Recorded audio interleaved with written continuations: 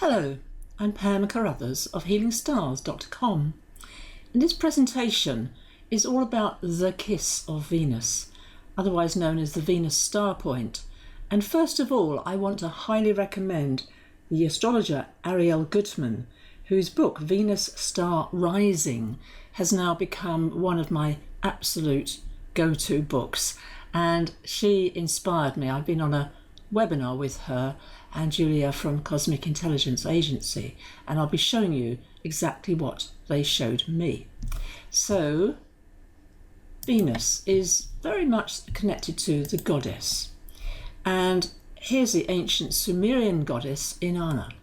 So what we're looking at here today is the Venus synodic cycle, when Venus joins the Sun. A glance at Venus in the underworld, the myth of Inanna. But Venus and Sun join in Gemini, June the 4th, a sacred marriage. So at the core, Venus and the Sun represent the heart center. So how to bring this into our lives? And very much identifying your Venus star points and the three kinds of relationships that you can have knowing this, not having this knowledge. So Venus is also like a diamond. It's the brightest, in inverted commas, star. It's actually a planet, but it's brightest apart from, of course, the moon. It orbits between the Sun and the Earth, and it's never more than 47 degrees from the Sun. So in your birth chart, it can only be in the same zodiac sign as the Sun or the sign either side. So imagine it's like the hand mirror of the Sun, as seen in the symbol. And this picture is showing Venus with the Pleiades, that wonderful constellation, and that was in April 2012. So this is showing you the orbit of Venus. Here's in the middle, yellow, the Sun. Then we get Mercury going around the Sun. Then we get Venus going around the Sun, and then the blue, the Earth, our Earth. And then the next planet would be Mars. Mars can be in any sign of the zodiac. So Venus takes only 225 days to orbit the Sun. However, when she's viewed from Earth, her full synodic cycle, and what that means is inferior conjunction to inferior conjunction with the Sun. That isn't a judgment, it's closest, basically. And it takes 584 days, roughly 1.5 years. So this is due to the interreaction of Venus's 225-day orbital period with the 365-day orbital period of the Earth. This is enough information so far. You won't have any more like this, but anyhow, Venus went retrograde last year on the 23rd of July at 28 degrees of Leo. And then it went direct on the 4th of September 2023 at 12 degrees Leo. So it spent a long time in the sign of Leo. And when Venus goes retrograde, it's creating this dance of beauty. And it's retrograde approximately 40 to 43 days every 18 months. So it's quite common, in other words, it's not rare. So over a period of 8 years, these points of retrograde form a pattern. They form a pentacle as seen in the middle of this beautiful, as I said, it is like a dance of beauty. This is the circle of 360 degrees divided by 5. And in astrology, it creates an aspect called a quintile, 72 degrees. They are very creative aspects in astrology, and they're quite common. You might well have one or even two. So the sacred symbols, the pentagram, the rose, and there is a secret and sacred aspect of Venus, and this cycle is seen in the points of a pentagram, the petals of a rose, lots more. I want too many slides in this presentation, but the pentagram has also got an association with magic. It's often misrepresented and abused, but it is an ancient mystical symbol.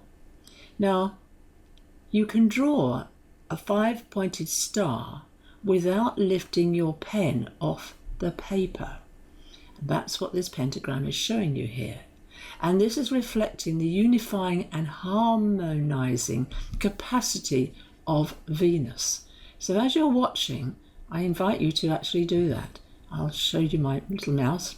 So it goes up, goes across, goes down, it goes up to the highest point and then down again.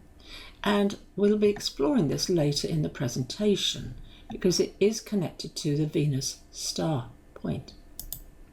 So the rose, the beautiful rose, and in the name of the rose is also a secret symbol. Sub rosa literally is under the rose, and it comes from the Latin in secret. And in the Middle Ages, a rose above a doorway indicated a private meeting. And in religious symbolism, sub rosa is synonymous with confession. Rather interesting facts there, I hope you agree. Now, this picture is very much, the Sun and Venus joining together. It's not a Western image, but it's very beautiful and I like it very much. So, Venus joining the Sun, the sacred marriage of passion and purpose. Venus represents our passion, beauty, what we love, what we value. Therefore, Venus is connected very much to how we earn money and our abundance. When it combines with the Sun, it's our creativity. Now, Venus disappeared from the morning sky this year, 25th of April 2024, at 25 degrees of Aries. And this is symbolic. It's symbolic of the goddess being in the underworld. And Venus joins the Sun, the source of life and purpose, 4th of June at 14 degrees of Gemini. So look at your birth chart, see where that is occurring. And it's still there. I'm talking today on the 5th of June, but it's still very close. So think of this joining, that sacred marriage of passion and purpose. So Venus will be transformed and empowered from her initiation with the Sun, and she will reappear as an evening star when she's approximately 10 degrees apart from the Sun. This is around the 10th of July, and Venus will then be at 28 degrees of Cancer. You can't be accurate, however, with that date. It depends on where you live. If you're in a mountain region, you won't see Venus at all because she'll be hidden by the mountain. But it's worth knowing.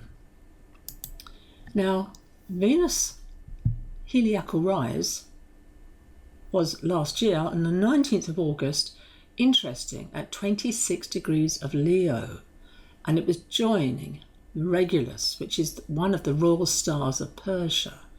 Very, very important. So you could also call this a new shamanic cycle beginning.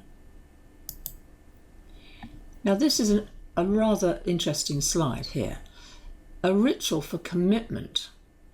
And here you've obviously got the hand there, the beautiful Ganesha on the palm of the hand.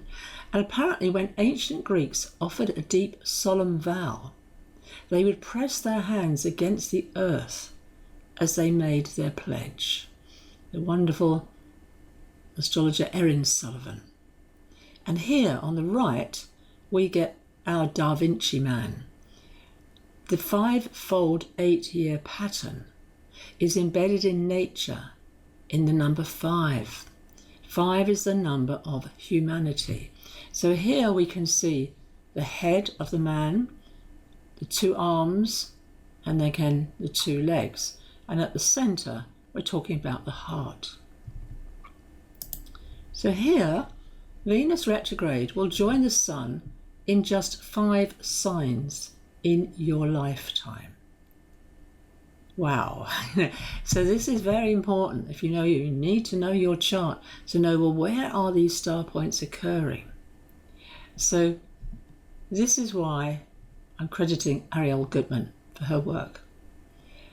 This takes average of 72 years. So from way back in 1926 through to 2047, Aries is one star point. Here it is over here. We get Scorpio, which is almost about to end and move into Libra. Notice they go backwards. Cancer went back into Gemini. Aquarius went back into Capricorn. And Virgo went back into Leo. So they are transitions from one sign back to another as the precession of the sign occurs. It's a technical expression. Basically, they're going backwards. So here we got in this diagram, here's the Capricorn, we've got the Aries over here, we've got Leo down there, and then we've got, of course, Scorpio, Libra, and Gemini. So that's where we are right now, is Gemini, 2024. This diagram actually shows you ahead, it's going ahead in time. So look at these 5 signs, and this is quite a nice, easy, hopefully easy to understand. You know, here's the Aquarius there at the top, as it happens, and Aquarius leads, you go down, just like you were tracing before, into Gemini, and then goes up into Scorpio, it goes across to Aries, and then it goes down to Virgo. That's how it works. All right, so you can see here that's one Aquarius, you know, you've got 16, 15, 1, 27. But basically, this creates for you, the head will be this sector here, and then the arms will be here, left, right, and then the legs, left, right. Now, I'm showing you another diagram here. So I'm quoting from Ariel Gutman here. Your Venus star point reveals an inherent motivating life principle, an erotic expression of the joie de vivre that we all possess. It differs from your natal Venus. They are not the same. They might be the same, but they are not the same. People, this is the star point. People admire us for that particular star quality and how effortlessly that talent is lovingly we share with others. And in relationships, we each possess only one point of the star, but by combining with people in our life, we can fill in all 5 star points, so we can be supported wholeheartedly and strengthened tremendously. And these are their star points. So I've done research on this, and I have found again and again, this is so, so true, of people who have helped me in my life, and then I have helped them, other people, and then also how I've been supported. So this is my diagram as shown in that presentation, and it's very good. I can't actually produce this kind of diagram myself. I've been trying to think about how to do it, but this is my chart, this is me. So if we think of that 5 star man, which we've just seen, the head in my star chart is Aries. There it is right at the top there. Okay, that's my star point, 26 of Aries. The left arm, that's over here, is Gemini. And then the right arm, I'm supported by the left, and Cancer. Cancer, have I got that right? Cancer receiving, I think I've got that right. Oh yeah, sorry, I'll go through that again. Aries is supported by the left arm, Gemini and Cancer, on the left, receiving. The right arm goes to Capricorn and Aquarius. And my first astrology teacher has his star point at 9 degrees of Aquarius. Wow, so true. And then the arm, the legs here go down for Leo stroke Virgo. Actually started in Virgo, moved to Leo. And then over here, this is all of Scorpio, where I happen to have in my chart the Sun and Mercury. So each time that star point has been in Scorpio, it's very close to my Scorpio planets.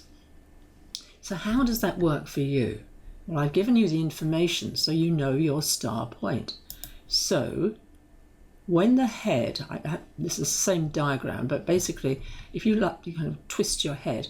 When the head is in Gemini or Cancer, it's supported by your left arm, that's your Leo Virgo, and then it in turn is supported by the two legs, Scorpio, Capricorn, Aquarius, and it's giving to that right arm, which is Aries. So you need to know in your chart where that is occurring, especially right now, 14 degrees of Gemini.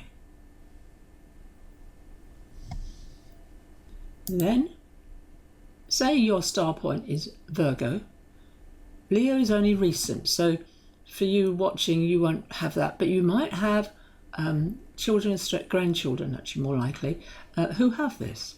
So we're looking down here. So here it is. This is the head. So the left arm would be Scorpio. It's all of Scorpio, but actually, no, it's not. It's 1 to 21 degrees at the moment. So over here on your right arm, it's giving to Cancer, Gemini. That's what you're doing. You're giving to that. And your two legs, Capricorn, Aquarius, and Aries. And then, if your star point is actually Scorpio, your left arm is Leo and Virgo, your right arm is Capricorn, Aquarius, and you're supported by two legs, Aries, and that Cancer, Gemini. Hopefully you're following this.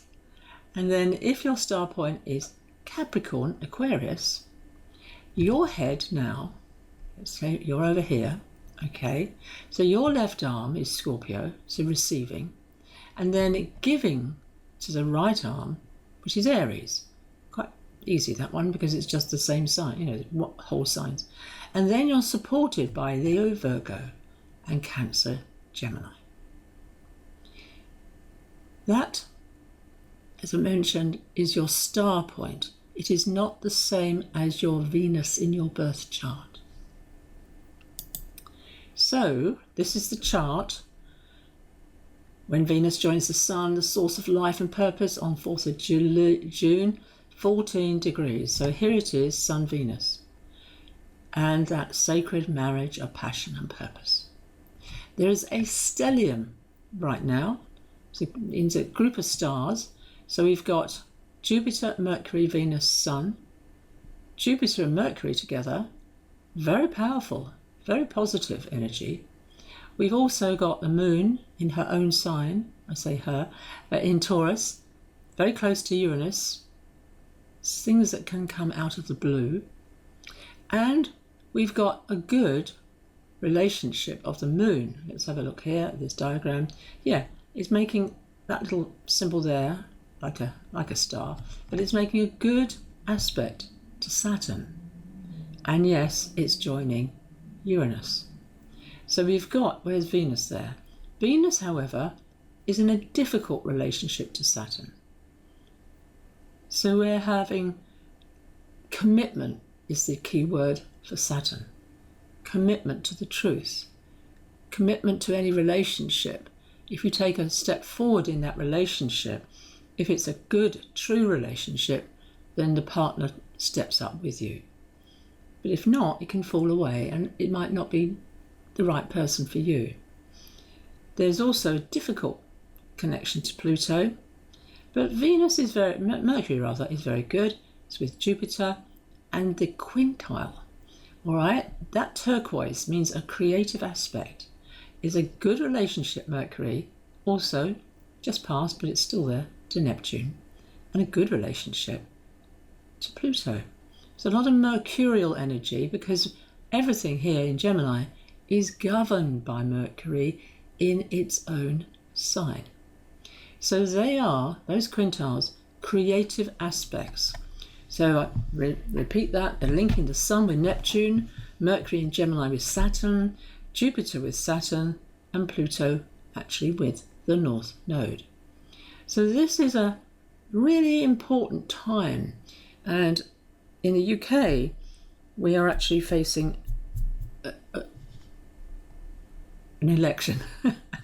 I just go, oh. And last night on television was the first debate of the two leaders of opposite parties, the Tories and Labour. And apparently a lot of facts, in inverted commas, were sent out and not verified. So that's a kind of makes me think of Mercury and Jupiter. They're talking big numbers, but are they real? Are they true? So that's also the same in your life. What is happening for you right now? And just briefly, the myth of Inanna, the goddess in the underworld. So this myth, and this card is from a wonderful deck of cards called the Goddess Oracle. And this is, on the left is the Queen of Heaven, Inanna, and that's her sister, Ereshkigal. And it's a Sumerian myth, and it tells of Inanna, the Queen of Heaven, descending into the underworld to visit her sister to witness the funeral of her sister's husband. However, when she arrives, Ereshkigal is furious, and she declares that the upper world goddess has to be treated by the laws of her kingdom, that she be brought naked and bowed low. So Inanna is stripped of all her power and her vestments at 7 gates, and then she is killed. Before she left heaven, she actually told her servant, if I'm not back in 3 days, send help. And exactly what happened. The servant sent help. So she was basically then she was restored and goes back through 7 gates back to her rightful place in heaven. So when she was the morning star, that's when she descends and she submits, she dies, and it's called she sacrifices herself for a deep feminine wisdom and for atonement. So this is what has been going on since last year. It's an initiation, a sacred process to meet the dark feminine. It's also a psychological process to meet the shadow. Ereshkigal symbolises the destructive transformation mysteries of the underworld. And those 7 gates, this is the shamanic heliacal rise, it's a different system, but it's a very interesting system. And I have been following it, but now I'm a convert to the star point instead. So those 7 gates also represent the 7 chakras and when Venus and the moon join. So that's, in brief, what the shamanic overtone is all about. And it was important, and it was the Sumerians, Babylonians, Mesoamericans, amongst others. They began that Venus cycle when Venus is visible 10 degrees ahead of the sun. That's when it's the morning star, and then, of course, if it's 10 degrees behind the sun, it's the evening star. And it's very huge in mythology. That's why it's very visible, because, as I said, it's very, very, very bright. Okay, one more thing on my slide. It's important for you to know in your chart, are you a morning star person or are you an evening star person? And that's a simple diagram. All you have to do, look to the left of your chart, there's the sun, there's Venus. So that means the sun will move around and set over here, that's the west, and then Venus. So that's Venus as the evening star. And then the other version, which we've just finished, of that morning star, it's called Lucifer, which actually means the light bearer. So that last heliacal rise of Venus in Leo was last year, 19th of August. And that's basically the other, knowing that is actually very important for relationships. Because if you're a morning star and your partner's an evening star, morning star people tend to, forget about a problem, an argument. Evening star people, I happen to be one, yeah, all right, okay, but they never forget about it. It's always like in the back of their minds. So they kind of Morning Star said, "Oh, you know what argument that we had the other day?" Evening Star, they remember. So just one little clue about how Venus operates in your chart. So thank you for watching. I am, Pam Carruthers, Healing Stars, and my main consultations are 90 minutes. And I use Zoom so I can have a consultation with anyone in the world, and I had just had one in New Zealand and another in Australia. It worked. People had to get up early, but it worked. So I look at both of your Western chart, and I use Vedic astrology, because Vedic astrology is very, very good to see where you are right now in your life, what cycle you're in. And I also use, because I'm very I think the word is broad church nowadays, but I also use a traditional system called profections, introduced to me by the wonderful astrologer Sharon Knight. And that looks at your solar return chart, and you can see month by month what will be going on for you. So, and it's incredibly accurate. And also now I can offer a Venus Star Points consultation. So looking at your key relationships, who are your supporters, or what organizations are supporting you? And if they're not, then maybe that's a good place to decide against doing a course or whatever you want to be thinking of. But also knowing who supports you, who gives you help, and those star points, basically they're in Ariel's book called Venus Star Rising, A New Cosmology for the 21st Century. But I also am giving people their star points. But if you want to work with that further, then a consultation would be really a good idea. So thank you for watching. Pam Carruthers at healingstars.com.